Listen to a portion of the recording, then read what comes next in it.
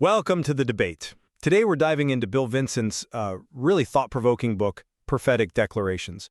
It explores the profound impact of, speaking God's word. And this isn't just some abstract theological exercise, right? It's about how people approach their faith practically, day to day. The core question for us today is, how exactly do these spiritual statements, these prophetic declarations, actually work? Are they like hitting a spiritual switch, directly activating specific supernatural outcomes through our words? Or are they perhaps more like a spiritual compass, guiding us into alignment and faith while God unfolds his plan in his own time?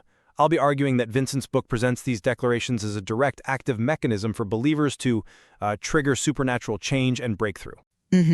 And I'll be presenting the perspective that while declarations are profoundly vital, yes, their primary function is really more about fostering internal spiritual growth and alignment, building endurance, with the external manifestations ultimately unfolding according to God's sovereign timing and, importantly, process.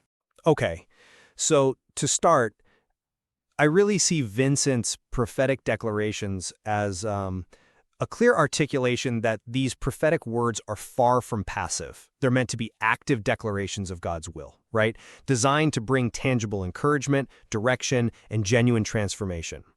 The book strongly implies a direct spiritual mechanism. When we declare God's words and come into agreement with them, we're essentially releasing his power into our lives. It's about actively activating faith and inviting the supernatural into our present circumstances, whether that's, our finances, health, relationships, or future. This isn't just internal thinking. It highlights human participation as a direct catalyst for divine action. And we see this consistently throughout the book. For instance, Chapter 1, Your Season of Open Doors, talks about doors being unlocked by his divine power. And it encourages us to actively declare, Lord, I thank you for the doors you are opening in my life. Right. Similarly, Chapter 2, a wave of healing is being released, which is rooted in Jeremiah 30:17, isn't just about believing in healing. It encourages the declaration, Lord, I receive your healing in every area of my life. The book seems to promise specific, desirable outcomes that arise directly from this act of declaration, suggesting a sort of cause and effect relationship where our words initiate a divine response. Okay, I acknowledge the undeniable power of God's word and the importance of faith that Vincent's book emphasizes, absolutely. But I come at it from a slightly different angle, which is that the book's broader message, when you look at it holistically, suggests declarations primarily function to cultivate spiritual alignment, build endurance, and prepare the believer's heart. The actual manifestation of breakthrough in this view is a sovereign act of God, often unfolding through a process rather than an immediate direct activation just by our words alone. So while declarations are incredibly powerful for encouragement and aligning with God's purpose, they serve more as, let's say, a spiritual compass for the journey rather than a simple on-off switch for instant outcomes.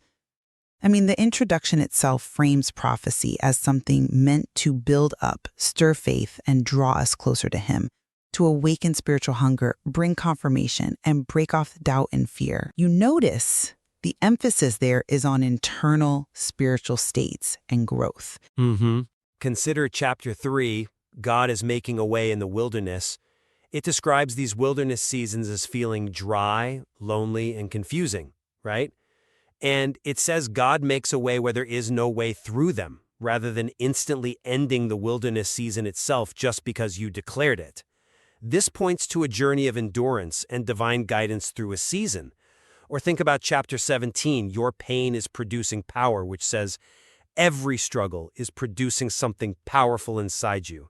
This sounds much more like internal transformation through suffering, not its immediate removal simply by declaration.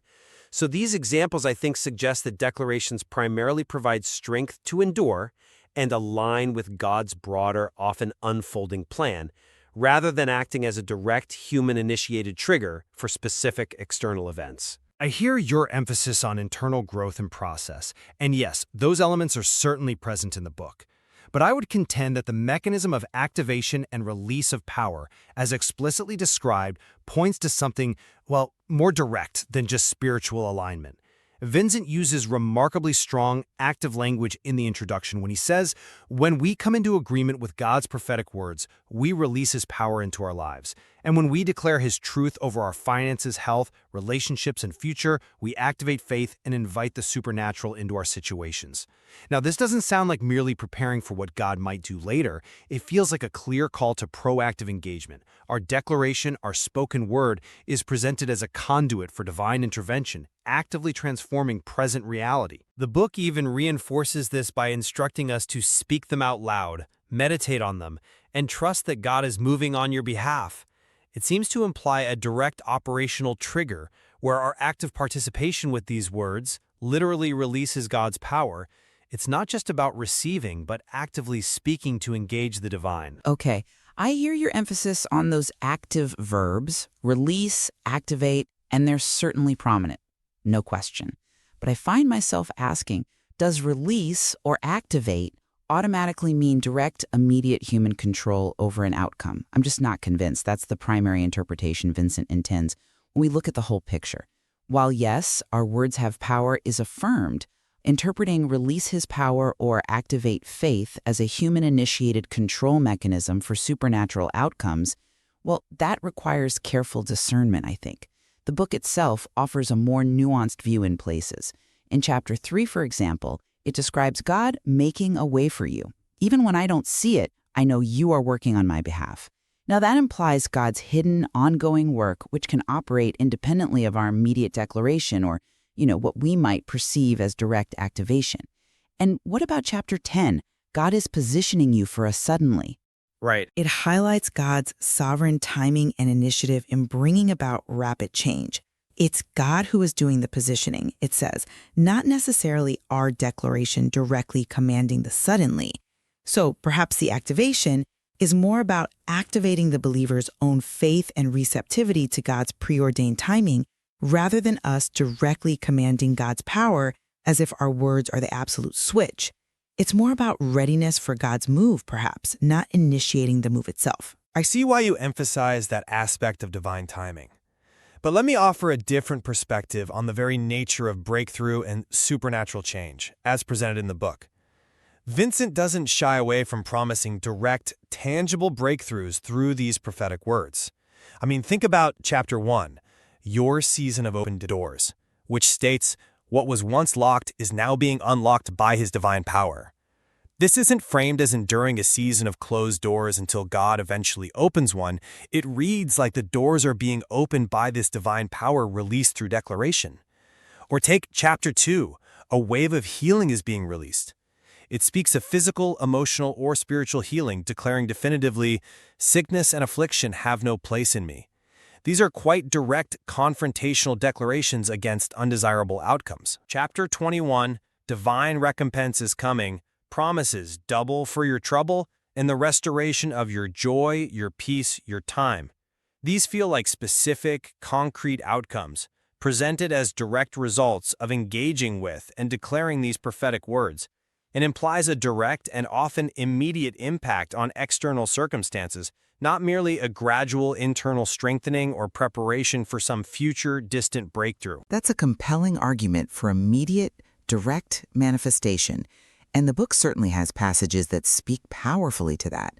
But have you considered how many sections within the material itself seem to highlight processes of endurance and internal transformation that precede or at least accompany external changes?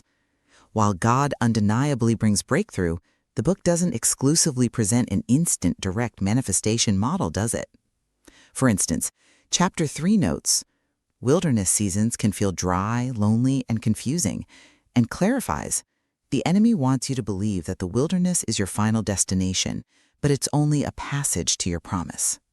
This suggests that God makes a way through difficult periods, acknowledging their reality and duration, not necessarily bypassing them entirely with a single declaration.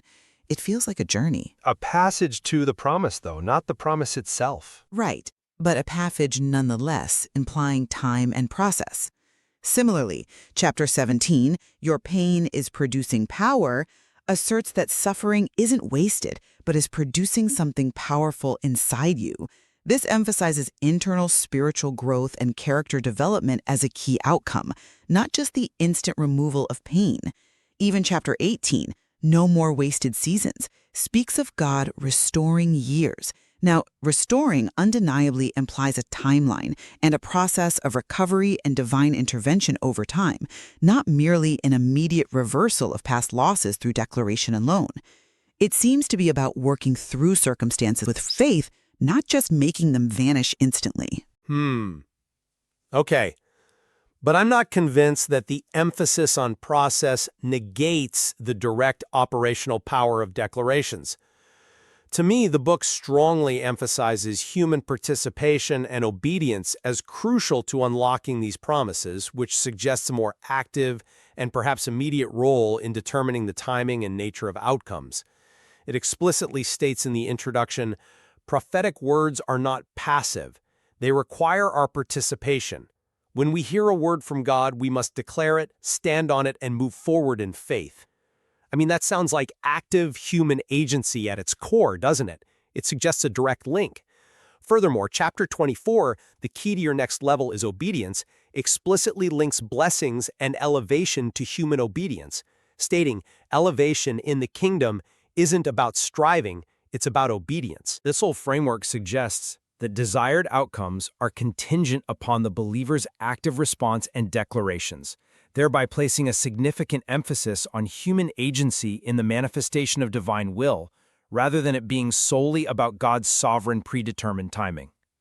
Our actions, our declarations, seem presented as vital components for the actualization of divine will, almost like conditions, maybe, for God to move in certain ways. I understand why you highlight that aspect of human participation and obedience, and it's certainly an important theme within the book, no doubt. However, my perspective is that this is balanced with an equally strong, perhaps even stronger, emphasis on divine sovereignty and orchestration throughout the material.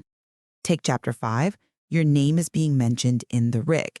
It describes God working behind the scenes, aligning you with the right people, the right doors, and the right opportunities. And crucially, it reassures the reader, you don't have to manipulate or strive. Trust that God is working on your behalf. Now, that profoundly suggests that God's sovereign hand is the primary mover, orchestrating events in his timing, often independent of our direct human efforts to activate or release those specific outcomes. It implies a deeper, often unseen divine initiative. Trusting while still declaring, perhaps? Perhaps, but the emphasis is on trusting God's work. Similarly, returning to God is positioning you for suddenly in chapter 10, it again highlights divine initiative in preparing and timing breakthroughs, rather than implying that human declaration is the ultimate determinant. The material also notes, as we mentioned, that prophetic words are declarations of God's will in the introduction. To me, this implies an alignment with an already established divine plan, rather than us dictating that plan through our words. Our participation, then, is about aligning with what God is already doing or intends to do, rather than directly causing it to happen now on our command. Okay. Well, our discussion today has really explored the intricate relationship between prophetic declarations, human faith, and divine action as presented in Bill Vinson's prophetic declarations. I've certainly made a case for the direct, active power of believers' declarations to manifest specific supernatural outcomes, drawing on the book's consistent emphasis on actively releasing and activating God's power through spoken words.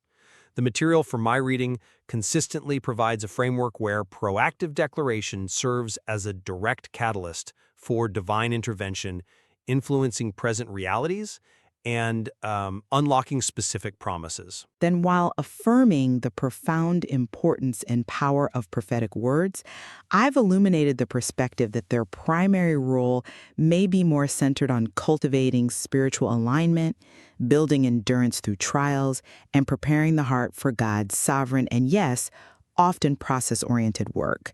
My argument, also deeply rooted in the text, suggests that declarations primarily empower the believer to walk faithfully through God's timing and plan, acting more like that spiritual compass for the journey rather than immediate triggers for external events. Right. Both viewpoints clearly draw deeply from the material, which showcases the richness and, frankly, the potential for diverse interpretation within spiritual texts concerning faith and action. We've certainly seen how the book contains elements that support both direct immediate manifestations through declaration. And also those that underscore patience, divine timing, and internal transformation. Absolutely. The dialogue today really highlights that understanding prophetic declarations invites a nuanced consideration of human responsibility and divine sovereignty. It's a complex interplay, and there is clearly much more to explore in this material regarding how our words and God's work intersect. It's not straightforward.